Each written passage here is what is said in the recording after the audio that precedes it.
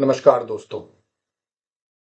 बिहार की गरीब जनता और खास करके महिलाएं, बहनें और छोटे दुकानदार जो कर्ज के जाल में फंसते जा रहे हैं, इसका मैं इस पूरे वीडियो के दरमियान में आपको बताऊंगा।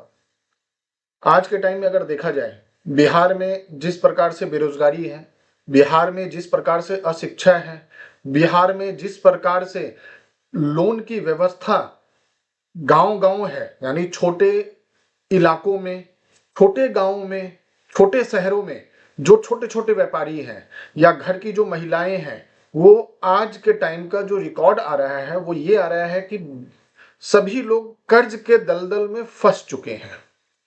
वो किसके कर्ज के दलदल में?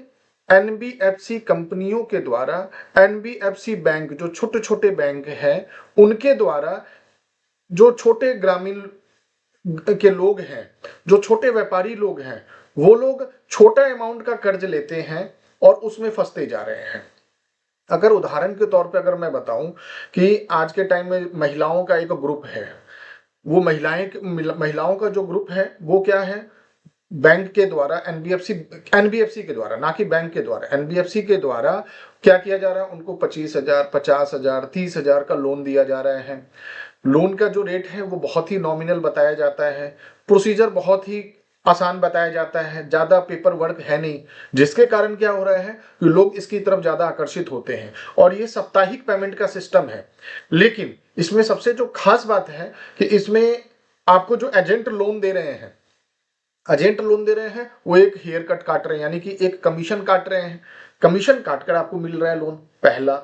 दूसरा, अगर आप किसी भी सप्ताह में अगर आप लोन नहीं चुका पाते हैं तो सामाजिक तौर पर और लोकल स्तर पर आपको इस तरह से बेइज्जत किया जाता है, जिसके कारण महिलाएं अपनी इज्जत और अस्मिता को बचाने के लिए कभी कभी तो ये भी मामले आए हैं कि गहने तक अपना दे देती हैं लोन चुकाने के लिए। 50,000 का लोन, कभी आप देखेंगे कई ऐसे आंकड़े आए हैं कि 50,000 के लोन के लिए उन लोगों ने 1.5 लाख रुपए पेमेंट किए हैं, लेकिन उसके बावजूद भी उनका लोन खत्म नहीं हो रहा है। लास्ट में उनको गहने देने पड़ रहे हैं, उनको क्या करना पड़ रहा है, कभी किसी किसी केस में उनको अस्मिता के साथ भी खिलवाड़ हो रहा है, यानी उनका यौन शोषण तक में हो रहा है।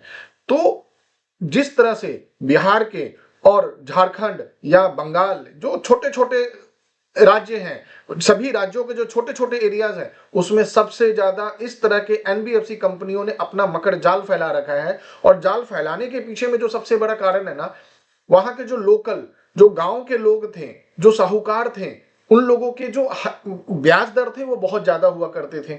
कोई 5% का ब्याज ले रहा है, कोई 10% का ब्याज ले रहा है। साथ ही साथ उनका ना ब्याज का पैसा लेने का तरीका बहुत गलत होता था, जिस कारण से इस तरह की जो एनबीएफसी कंपनियां हैं वो अपनी बातों को और अपने बिजनेस को फैलाने में आसानी से पहुंच सके। कारण, क्योंकि लोगों को तो ये लगा कि मुझे तो हर सप्ताह देना है, लोगों को ये लगा कि भैया ये तो 15%, 18%, 20%, यानी 2 रुपए का ब्याज लग रहा है मुझे। लेकिन जैसे ही आप एक भी किस्त अगर डिफॉल्ट करते हैं और जो आपने कमीशन काट करके दिया है, अगर कंडीशन देखेंगे तो वापस वो आपको 36 से 45% के आसपास में पड़ रहा है ब्याज का दर। पेपर पर जानकारी ज्यादा नहीं दिया जा रहा है, कोई पेपर वर्क नहीं। कितनी बार तो ऐसा है कि लोग पेमेंट कर दे रहे हैं, किसी तरह का रसीद नहीं लेते हैं, एक कॉन्फिडेंस और एक विश्वास पर पेमेंट हो रहा है, लेकिन वो पेमेंट बैंक तक पहुंच ही नहीं रहा है, एनबीएफसी तक पहुंच ही नहीं रहा है, जिसके कारण क्या है, उनके कर्जे खड़े के खड़े दिख रहे हैं। कितने ऐसे केस हैं जिसमें कि लोग पैसा लेके भाग जाते हैं कलेक्शन करके, या मना कर देते कि तुमने नहीं दिया। क्यों? क्योंकि लिखित नहीं है। अब इस तरह के मामलों के कारण अगर आप देखें, पूरा जो बिहार का जो ग्रामीण क्षेत्र है वो पूरा कर्ज के दलदल में फंस चुका है। लोग, मेहनत मजदूरी करने वाले लोग, छोटे व्यापार जो कि साप्ताहिक बाजार लगाते हैं कि बाजार के टाइम में मुझे अपना बिजनेस बढ़ाना है, ज्यादा माल खरीदना है, त्योहार का सीजन आ रहा है तो मुझे पैसे की जरूरत है, किसी के सामने हाथ फैलाने से अच्छा है कि इनसे ही पैसा ले लेता हूं और फिर उसको दे दूंगा। लेकिन ये हो नहीं पा रहा है। इनके जो टर्म एंड कंडीशन है वो टर्म एंड कंडीशन आरबीआई के द्वारा दिए गए टर्म एंड कंडीशन से पूरा हटके है, जिसके कारण क्या हो रहा है, जानकारी के अभाव के कारण, शिक्षित नहीं होने के कारण इन लोगों का शोषण बहुत ही गंदे तरीके से किया जा रहा है। तो सबसे पहले हमें यह देखना है कि इसमें हमें जागरूकता फैलाने की जरूरत है। जागरूकता गांव में युवा वर्ग जो शिक्षित वर्ग है उसके द्वारा होनी चाहिए कि आप लोग उस पेपर को देखें, आप उस सिस्टम को समझें। अगर किसी के बैंक लोन में एक सिस्टम है, एनबीएफसी के लोन के में एक बड़ा सिस्टम है कि पेपर पर सारी चीजें आपको बताई जाएगी, और अगर आप डिफॉल्ट करते हैं यानी पेमेंट नहीं कर पा रहे किसी भी कारणवश से, तो कोई भी आपसे जबरदस्ती नहीं कर सकता है।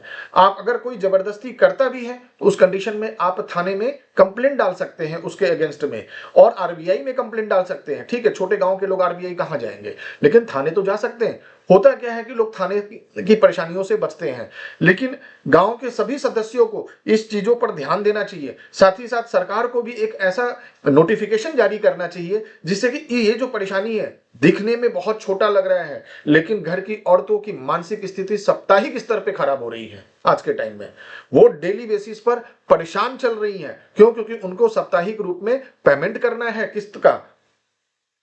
इस विषय पर मैं और भी वीडियो बनाऊंगा, क्योंकि ये बहुत बड़ा मुद्दा है जिससे कि लोगों का ना जीवन जो है ना वो अशांत हो चुका है। गांव के जो लोग हैं वो इस कर्ज के दलदल में इस तरह से फंस गए हैं, निकलने का उनको रास्ता नहीं मिल रहा है, और उनको अपनी इज्जत बचाने के लिए गहना से लेके संपत्ति से लेके अपनी आबरू तक को भी नुकसान देना पड़ रहा है। उसके साथ भी लोग खिलवाड़ कर रहे हैं। तो इसके लिए एक जागरूकता के तहत हमें आगे बढ़ना चाहिए सभी लोगों को, और इस पर काम करना चाहिए। जागरूकता उन नौजवान शिक्षित ग्रामीणों का है जो इस तरह से लोगों को बचाने का काम करे, और इस तरह की जो कंपनियां हैं एनबीएफसी वाली, उनसे बचाया जा सके। नमस्कार।